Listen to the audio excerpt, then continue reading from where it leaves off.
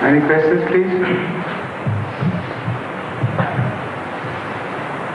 Or not necessarily questions. If somebody wants to say something, or even somebody wants to recite a poem or anything, most welcome.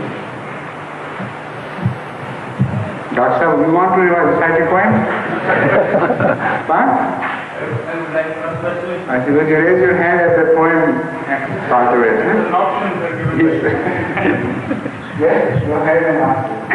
So there's a quote. There's a what? Quote. It's a quote that जुदा हो दीन सियासत से रह जाती है Changezi. I may not be able to translate very correctly Changezi. Barbarianism और सियासत से तो रह जाती है Changezi. I think the opposite is true. This is my past experience.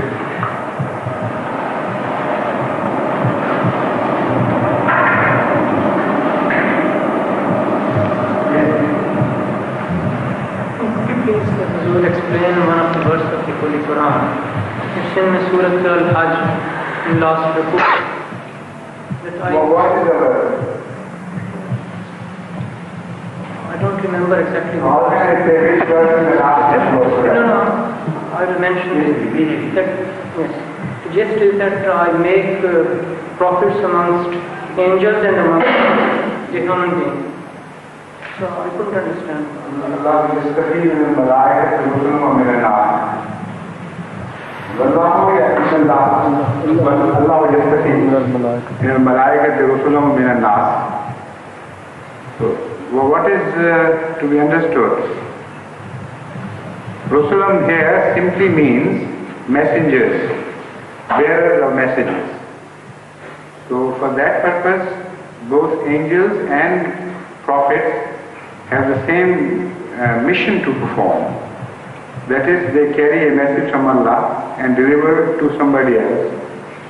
Both angels and the prophets have this in common with each other. So their Rusulan is not a technical term used and understood by the Muslims in the context of the prophethood known to us. But it is just a general sense of the Risala which is carried in this story. Got it?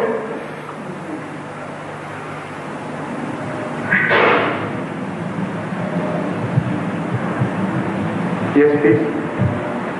You said about Guru Nanak and his down. Was he a Muslim? Some people think he was a Muslim. Yes, of course, but I to read and the literature on this aspect so far. No? You better read a book by the Salam Sat Bachan. In that he describes the whole background of Baba Nanak becoming a Muslim, and his short life history and the proofs that he was a Muslim. And everything, the whole subject is discussed at length in that book. So you better read that. But in a nutshell, I can only tell you here that he was a Muslim, and he was not originally a Muslim, but he was a Hindu Banya by caste, and by religion a Hindu of perhaps Sanatan Dharam sect, belonging to Sanatan Dharam sect. But right from his childhood, there were signs that he was fed up of idolatry, and in fact never endorsed of idolatry. And gradually he weaned away from the Hindu caste and the background and became friendly to Muslims, until after some time he regularly accepted bath at the hand of a Muslim saint belonging to Sheikhupura district near Nankana Sahib, and remained under his bed for a while. Then he declared openly that he had become a Muslim and become a sort of dervish himself. and started preaching among the Hindus. And the converts he gained from among the Hindus, they make the major part of the Sikhs. Or at least at that time, they made the major part. Also he drew some following from among the Muslims as well. But that was just a sort of a sect of fakiri or darweshi, and not a new religion at all as it was understood then. So later on he performed Hajj, and Bhai Mardana, which was one of his very devout companions, he remained with him throughout that, and he kept the annals of the whole journey to Mecca and back.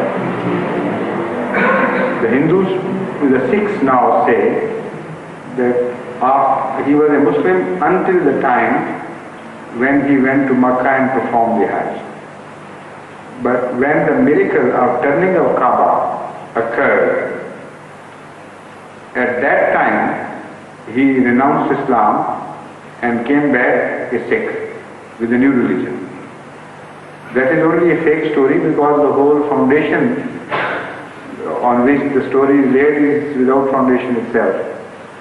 Because the Sikh belief is this, that while in Khana Kaaba, he was lying with his feet facing west, which is Qibla.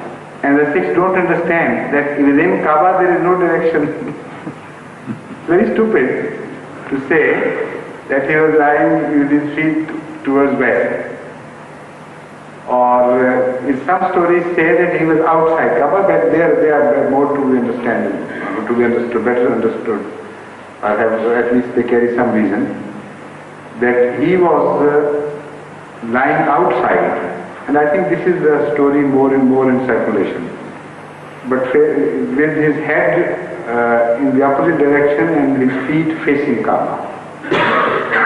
So some of the mullahs of the town, some Muslims, let's say, they very strongly objected to this, that you are defiling Kaaba, the sanctity of Kaaba, by doing this. So he turned his feet, turned his direction.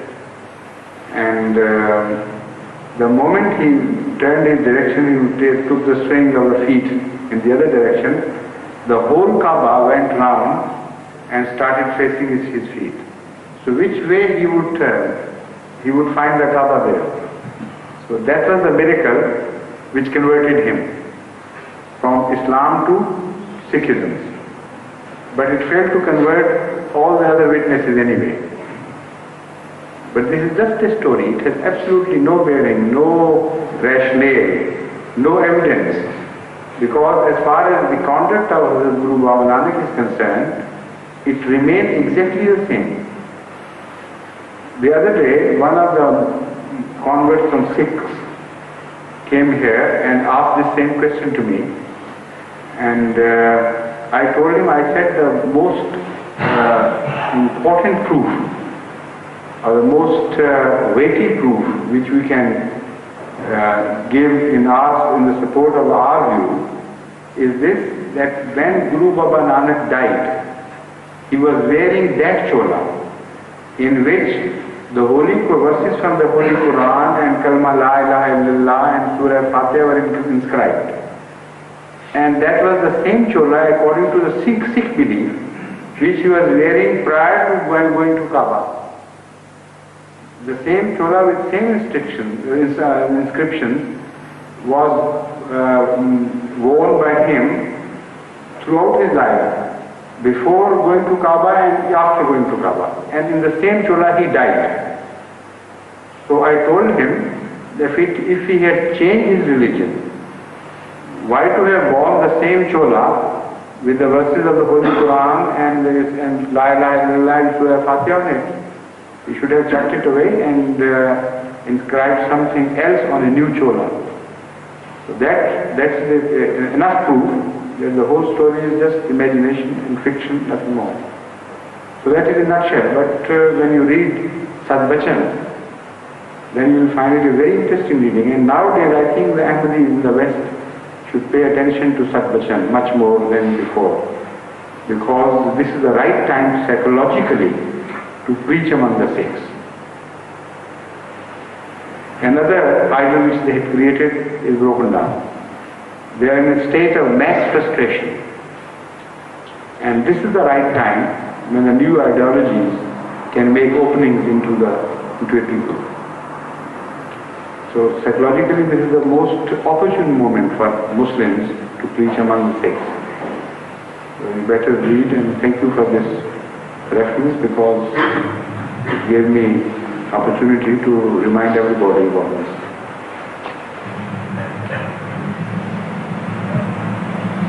Please.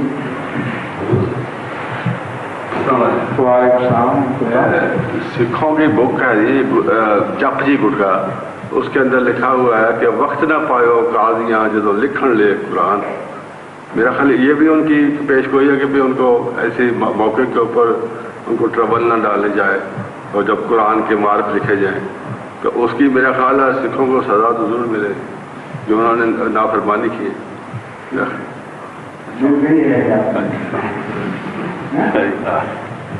और जब this what was a shlok, is it a shlok they call their verses? Sikhs call their verses what? Shabad. A shlok is Hindu. जबकि गुटका का नाम है 21वीं पौड़ी 21वीं आयत है। हाँ वो पौड़ी है exactly शब्द नहीं 21वीं पौड़ी। तो ये जो पौड़ी उन्होंने सुनाई है, in this verse there is a controversial opinion about this verse. Some Ahmadi scholars, the most prominent among them is convert from the Sikhs and a very pious man, Sardar Abdul Rahman Sahib Mehr Singh, whose son Dr. Nazir Ahmed happens to be here nowadays in England. He was a very staunch proponent of this view, that this body means Qadiyan. The word he used was Vakna Payo Qadiyan, je likhan le Quran. And during that time, in pre-partition days, he used to make the young boys remember this and go to the villages, and we also, I was among those who remember this body and went to the villages and preached them armed with this body particularly. But there are other scholars who opposed him on this. They said, no, you are putting words to the mouth of Guru Gobind Nanak, which he never said. What he said was Qazi, which means the Muslim justices. Now, this is not acceptable because it also has some objection. Because he should have said Maulviya, not Qadiyan. Because Qadis never likhan le Quran, they never indulge in this activity of likhan le Quran, in the writing and promotion of the Holy Quran. They were just justices. So if he had that in mind, he should have said, Vakna Payo Maulviya, je likhan le Quran. So what is the compromise then? What is the way to compromise between this Qadiyan and Qadiyan? The compromise is very evident, because Qadiyan is a distortion of the word Qaziyan. In the olden days, when people pronounced Arabic well, the word was Qaziyan was always pronounced Qadiyan. Even today, when you write Qadiyan, the Arabs will pronounce it as Qadiyan. So, in fact, it is not a distortion, looking at it from this angle. It was a true pronunciation of Qadiyan. What we would pronounce as Qadiyan, a knowledgeable person, a scholarly person, would pronounce otherwise. He would say Qadiyan. So this is exactly written in Urdu script is Qadiyan. So when he said Vakna Payo Qadiyan, he did not say Qaf Alif Dal Qadian. Of course he said Qadian with God. And this was exactly the name of Qadian. Qadian in olden days was christened, as we say nowadays in English, and it was named Qadian, was named Qaziyan. And it is said, it is written in our literature, that by the passage of time, because of the distortion in pronunciation, ultimately Qaziyan gave way to Qadian. But I feel there is no reason for that justification, because it didn't happen that way. It happened this way, that the true pronunciation of Qaziyan was Qadian, has never been Qadian. So it was not a distortion of pronunciation, but a distortion of scripture, script, method of writing, nothing more. So the Mir Sahib, Abdul Samir Singh, could as well be very right when he said this was a prophecy about Qadian. The first name of Qadian was actually Islam for Qaziyan. That's right. I know that. But I say I'm just concerned with the word Qadian. When you read the history of Qadian, or the reference to the history of Qadian, for example, books, this whole name is given, and it is said that Islam, being a longish part of it, was dropped out ultimately. And by the passage of time, only Qadian remained to be known. And then many Ahmadi scholars have forwarded this explanation, that by the passage of time a distortion took place and Qadian changed to Qadian. This is correct, that distortion took place, but I am pointing out that distortion did not take place in pronunciation, but only in the method of writing. Distortion, of course, there was, but it was in the writing of the word, not in the pronunciation. Because all scholars of old time would have pronounced Qadian as Qadian. Now you follow my point? Yes, please. How did the meaning of Ajay Khatum Nabeen travel like last prophet in our respect when we don't find any authority supporting this meaning? Khatum Nabeen. The word Khatam is also a deflection which says Khatim instead of Khatam. This was mentioned last night. So that was one reason for giving the fancy this direction, that perhaps it means the last. The second reason was, in fact, it was not Khatam itself, but the traditions of the Holy Prophet which said La Nabiya Ba'di. And there are many versions of such traditions. The Arabs have their main support from those traditions and give it a meaning closer to the meaning they understand from La Nabiya Ba'di. So that is the main reason why it happened. And the third is given by the Holy Quran itself. The Holy Quran does not say that the concept of Khatam al-Nabiyyin, or there being the last, a prophet to be the last, is a new concept. The Holy Quran points out that it is a psychological phenomena which has always been present in the history of religion. So the Holy Quran mentions it twice as a psychological process for the denial of prophethood. And the Holy Quran warns the people that it happened before, that you invented this idea that after a certain prophet there will never appear another prophet. So we warn you that this is the wrong view, this is an erroneous view invented by you, Allah never said it. So the two places where it is mentioned are one Surah Yusuf. Now I think it's some other surah, but with reference to Surah Hazrat Yusuf, it is mentioned that when Hazrat Yusuf came, to begin with you opposed him, rejected him, and denounced him. I mean, the word exact I don't remember, but this is the essence. But when he passed away, you were the same people who started saying that there will never be a prophet raised after him. So why was this mentioned? Just to tell the Muslims that this is not something of a new phenomena which has happened. This is a phenomena of distortion of human psyche.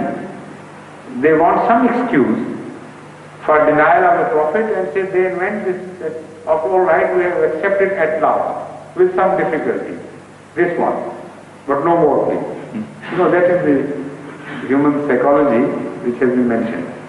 And in the second instance, it is mentioned in Surah Jinn, and that too in a very interesting manner.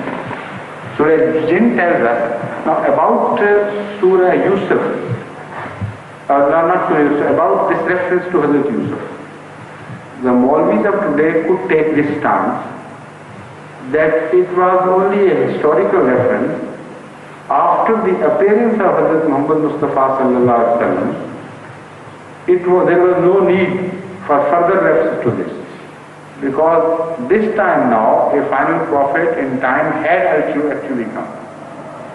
So that reminder with reference to Hazrat Yusuf was to the earlier people, preparing them for the coming of Hazrat Muhammad Mustafa sallallahu alaihi wasallam. But why the same thing should have repeated as a reminder after Hazrat Muhammad Mustafa sallallahu alaihi wasallam had come? So now I am referring to the second part, which appears in Surah Jinn.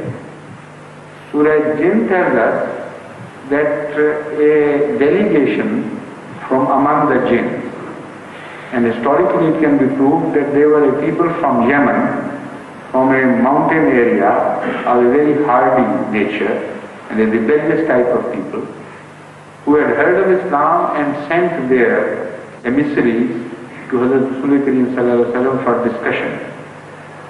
So Hazrat Akram sallallahu alaihi wasallam took the best part of a day, or a bit more.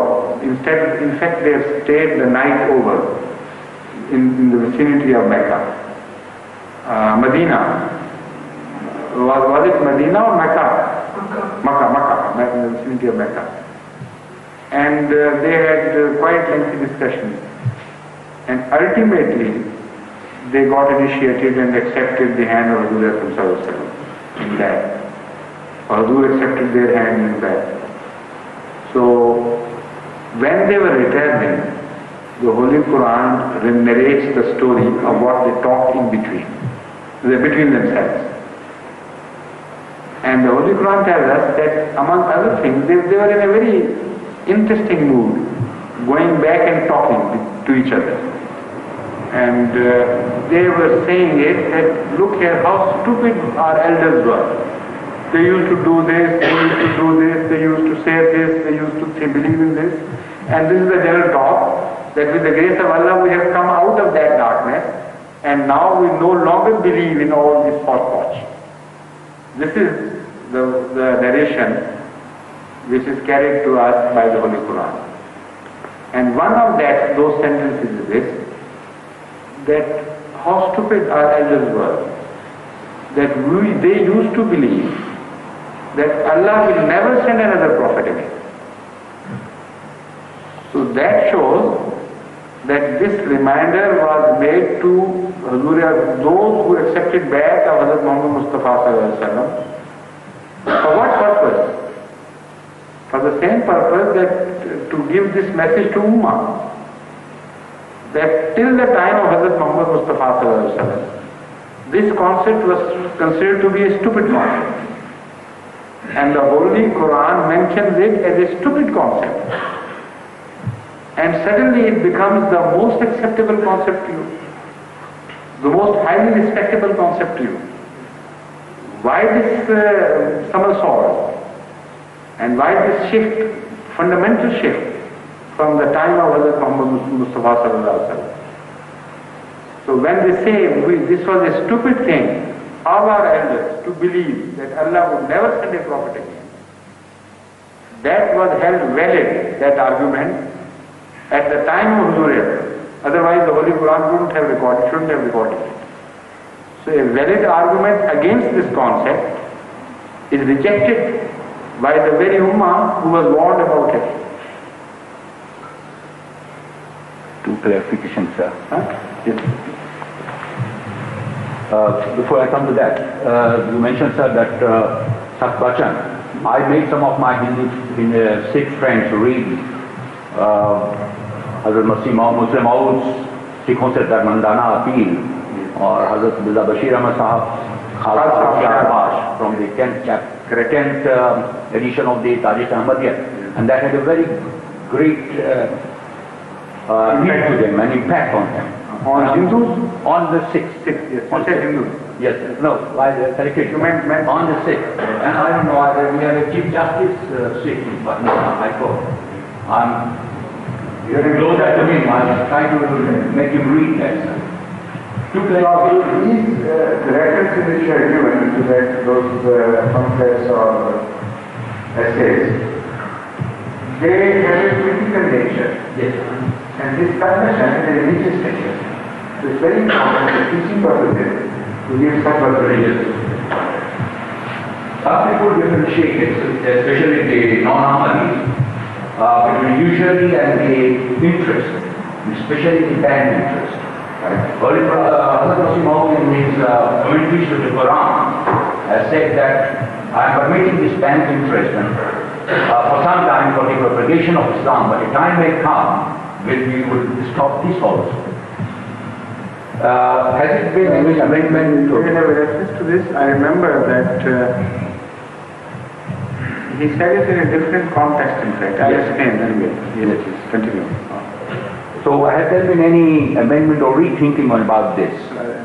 And the second about this insurance, life and general. I remember Hazrat Muslim Maud had discussed this with my brother and he said that I will set up a committee to examine and to discuss.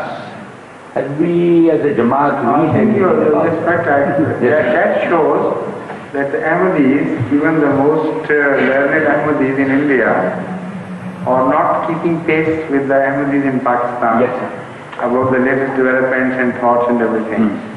So something should be done about it, that whatever happens in Rabwa is conveyed to the Ahmadi Muslims in India, so that they keep their pace, their mental and the pace of progress with the rest of Ahmadis. Because a lot has been done and published on this. Malak Saifur Rahman Sahib is the secretary of Majlis Iftar. And this subject has been taken up at various times. First during the time of Hazrat Muslim Maud at various occasions. And it was taken up partly and partially and was left unattended because perhaps the time was not right as yet. And the opinions were very strongly divided and polarized. And later on, during the last days, under the auspices of the Nango group, this aspect was taken up, and I was also one of the members to investigate this matter of life insurance and other insurances. Also I wrote a short paper for the eyes of the members of Majlis Iftar. Later on, in the third Khilafah, under instructions from Hazrat Khalifatul Masih Sadis, we took the question up and discussed it, thrashed it to the bare skin. And ultimately the decision was taken and that was published in Al-Fadl. But for certain reasons, the whole decision was not published entirely. Only a short reference was given to that decision. And it was mentioned that you are permitted to go for insurance under certain circumstances, and with the condition that you take prior permission from a committee appointed for this very purpose. and you write your conditions which compel you to get insured, and secondly explain exactly what conditions will be signed, will be governing your deed of contract with that insurance company. Because it was said that certain insurances with certain conditions can still be illegal according to Islam. They are not permissible. But there are conditions governing insurance today which are permissible in Islam. So what those conditions are, we don't go into the detail and do not want to leave it to the judgment of every individual. But a committee would decide, you just write your conditions in terms of contract and they will decide. Malak Saiful Rahman Sahab, Maulana Abulta Sahab, late Maulana Abulta Sahab and myself, we were the members of that committee. But unfortunately, very few decisions were taken by that committee. Because among other things, Maulana Abulta Sahib was the one member who had opposed even this much leniency and license. And he remained adamant. So although we would overrule him because we were in the majority, and also the decision of the Majlis was in our favor, yet he was very hesitant to come and attend, not interested, So this is why very few sessions of that committee were held. Now why all this? Instead of giving a straightforward statement that nowadays under these conditions insurance is permissible. Because Hazrat Muslim Maud had mentioned in one of his books or sermons that apart from other things, I don't want Ahmadis to be encouraged to go for insurances, because in fact what will happen would be this, that instead of paying their chandas, they will be directing those chandas to insurance. And the spirit of sacrifice will be hurt. So I don't want to promote it, even if I understand it to be Islamic and permissible. I am hesitant to go for that. That was the opinion of a Muslim Maud which prevented us from going whole hog and all out for this. And I think it is a very valid opinion, because if you become this insurance minded in one respect, your spirit of sacrifice will somehow be injured or dampened at least. And if that happens, then the whole system of the chanda would be adversely affected. And the second thing which he didn't say, but I understand it to be very true, is that our chanda is the insurance. The chandas which we give for the sake of Allah are in themselves insurance.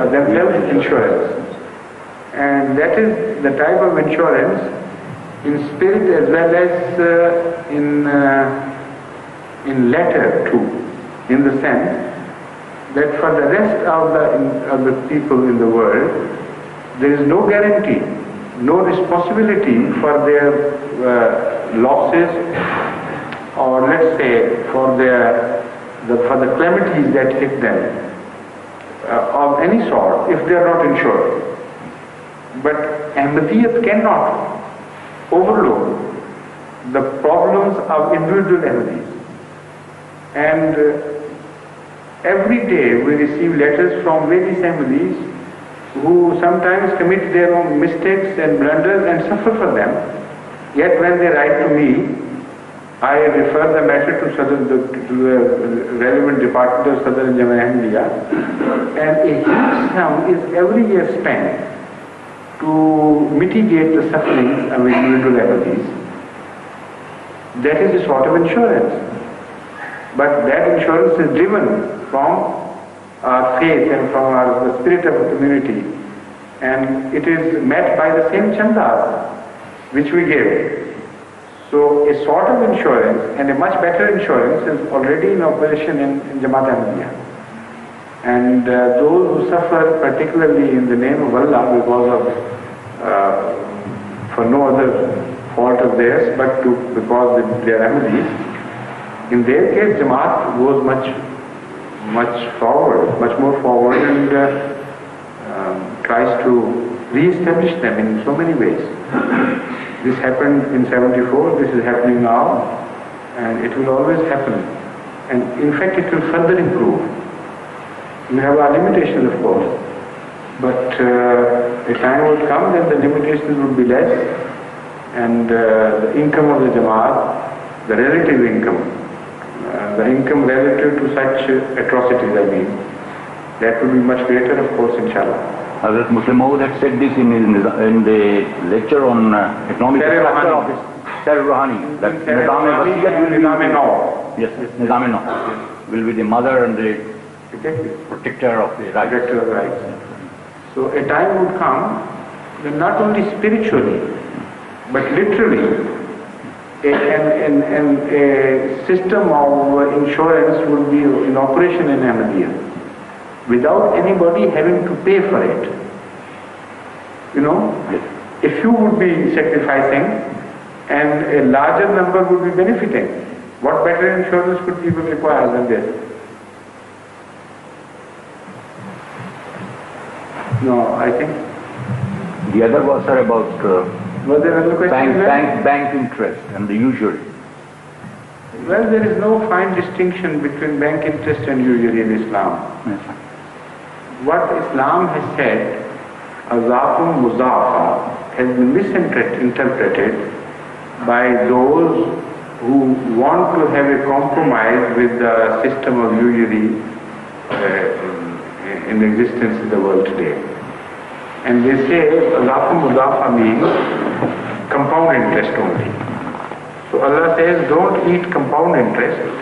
If it is not compound interest, well, go ahead and do it. That is the spirit they attribute to this verse, which is totally wrong. Azafa Muzafa is to point out the evil inherent in the system of usury. That you have a distorted approach. You are so voracious that you want to eat up the people, the others' wealth, increasing, multiplying your own. So that was only a way of condemnation of this whole approach. The Holy Quran was not referring to compound interest as against the simple interest. So this is something which is totally wrongly attributed to the Holy Quran. Only a method was adopted, a manner of speech, in which the evil was enhanced and made enhanced and made it appear to people that it was a bad thing you were doing. Hazrat Masih Maud has said that nowadays the system is such that we individually cannot fight it out. So when he said a day may come, that did not mean that the system would remain in operation, yet we will decide against it. What he had in mind was this, that as long as the world economic system is not changed and replaced by the Islamic system, we have this compulsion. Under this compulsion, many Ahmadis have their bank accounts and are given interest automatically, which they do not desire. Hazrat Masih Maud has said that although you cannot use it, even then, on your own person, yet instead of throwing it away or giving it to the bank for wrong applications and for causes opposing Islam, it is a much better way to give it to Islam, because in this respect, Hazrat Masih Maud has pointed out that everything belongs to Allah. So there is no halal haram for Allah. If you have no intention of haram, then your rupiah, your money, as such is not filthy. Because it is your intention which would make it haram or halal. And because your intentions are not in that, so to offer that money to Allah is not an insult. You are permitted. And as far as Allah is concerned as a recipient, nothing is haram for him anyway. So both these ends are taken care of in a very intricate and very beautiful